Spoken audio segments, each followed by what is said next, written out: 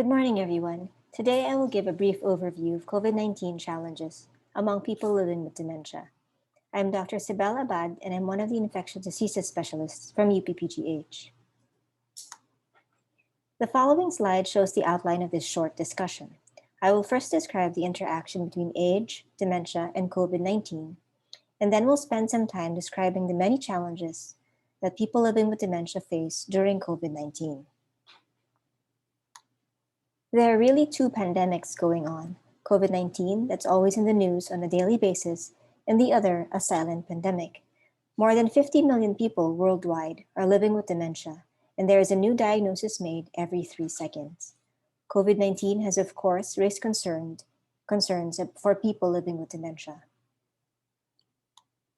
Dementia is simply defined as a loss of cognitive functioning, or thinking, remembering, and reasoning, that interferes with person's daily life or activities. If you look at this Venn diagram, you find that there is a close relationship between age and dementia.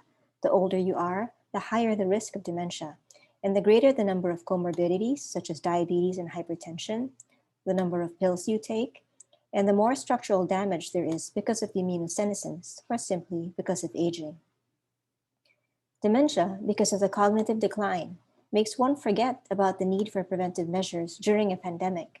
All these increase the risk of COVID-19. In fact, the proportion of deaths over 60 years old accounts for 81% of the total deaths, implicating that the older population are more vulnerable to SARS-CoV-2 or COVID-19. This is the same in the United States, where there is a 90 times to 630 times higher risk of death amongst those who are 65 and above. This graphic also shows that the risk of hospitalization increases to 5 times to as high as 13 times higher compared to the young adult age group. In the Philippines, the average age of death amongst those who have been diagnosed with COVID-19 is 62 years old. If you look at this next graphic, and you look at this first column here, where it shows the number of cases, you find that there are really few cases of COVID-19 among the elderly population. But if you look towards the right and you look at the number of deaths per age group and age interval, you find that the number of deaths increases as the age increases as well. Now, this high mortality rate is the reason why we ask this vulnerable section of our population to stay at home. But the same directive to save the elderly has also caused people with dementia harm. They now feel lonely and abandoned and have become withdrawn. This then takes us to the challenges of dealing with COVID-19 in the context of dementia. These challenges can occur regardless of the setting, in the community, the hospital, and among long-term care facilities or residential facilities. I will just provide you some general examples and won't spend too much time discussing these challenges and solutions in detail, as the speakers to follow me will be discussing them in turn. The first challenge really is trying to describe the pandemic. It is, after all, a big word, and the people living with dementia may not grasp the meaning or the implications of a pandemic. They will often forget the tenets of prevention and why they are necessary. Why do we always have to wash our hands? Why be physically distant from our loved ones? What is up with all that alcohol and all that spraying everywhere we go? Why do we have to wear masks or face shields? These are very bothersome and I can't breathe in them. And what's this about the vaccine? So as a solution, simplify. Break it down to something you think they might understand. Instead of pandemic, maybe say there's a big germ or a virus going around and they need to be protected from it. Do not use facts and numbers or statistics, which will just often scare them more often than not. When going over the tenets of prevention, use visual and verbal clues. For example, hand the person a face mask and demonstrate the desired behavior by putting on your own. Try posting a graphic sign near the door, must wear a face mask. Or use verbal clues. Say something like, let's put on our face masks together, and then use step-by-step instructions. Hold the mask like this, put the mask over your nose and mouth, and pull the loops behind your ears. Also encourage desired behavior. Give positive feedback. Say, "You look good with that face mask on," or "Good job. Thanks for helping prevent COVID-19." You can also use tactile cues and distractions. Say, for example, you're going outside for a walk. Hold a person's hand. Give them something to hold, like a bag for collecting rocks or leaves, or give them a task, like taking photos of people, pets, or flowers. Expect that they will often need reminding. Be gentle and patient with them. Provide them a daily schedule so they know what to expect and what not to. Remember that in the community, people living with dementia are often dependent on others for their day-to-day needs. And because of this never-ending quarantine, there may be services that remain delayed or unavailable. Family providing in-home support for activities of daily living may be unavailable due to increased demand, illness, or required isolation or quarantine due to exposure. Dr. Giron will go over this in more detail in the talk to follow. During these COVID-19 times, no matter how careful we are, sometimes the worst does happen, and your loved one or you yourself may get sick. So be prepared, think ahead, and plan. Create a file about your loved one to make it easier for those who will be taking care of them in the hospital. Include medications, allergies, special precautions, even triggers for bad behaviors. Also try to include advanced medical directives. Sometimes you have to make very difficult decisions in the hospital or when someone you love gets hospitalized. Plans often go awry, so make sure you have plans B, plan C, plan D, all the way to plan Z. Ask yourself, what if questions. What if you or your caregiver gets sick or need to be quarantined?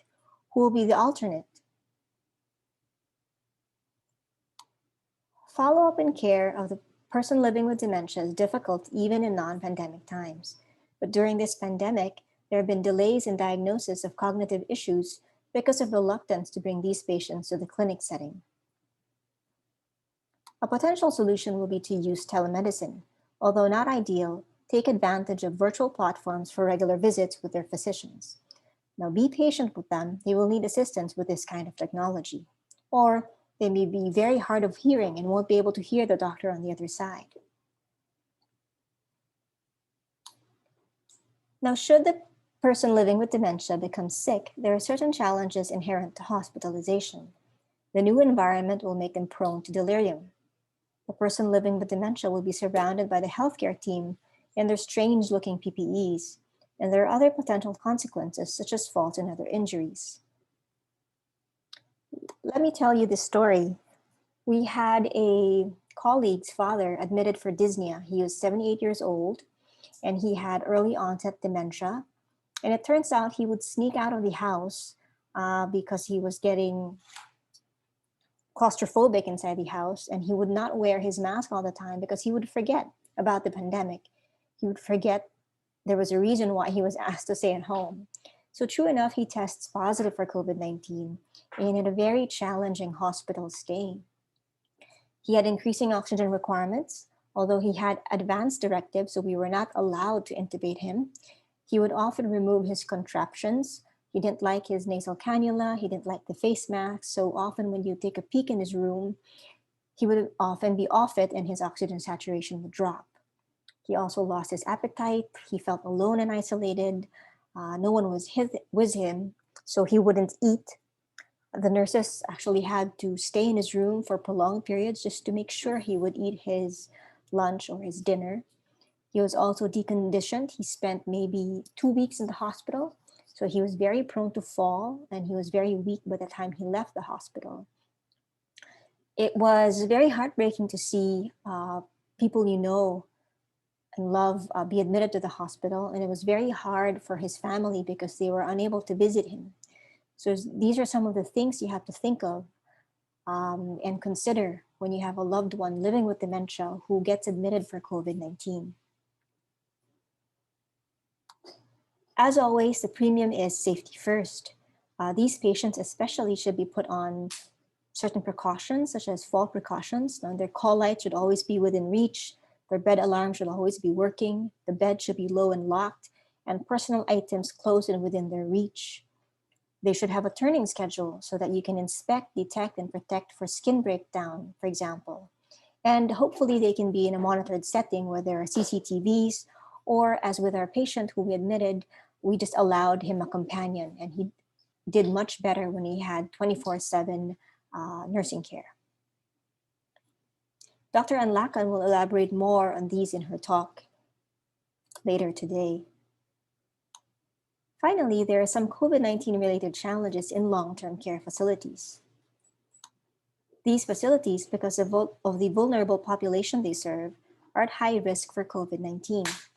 There have been many outbreaks related to long-term care facilities and group homes with dire consequences. As you can see in these snapshots over here, many nursing homes abroad, in the United States, for example, or in Canada, they have had a difficult time controlling outbreaks in these group settings. Now, I know we don't have a lot of nursing homes in the country, but we do have their equivalent. For example, our priests and our nuns live in their own versions of group homes.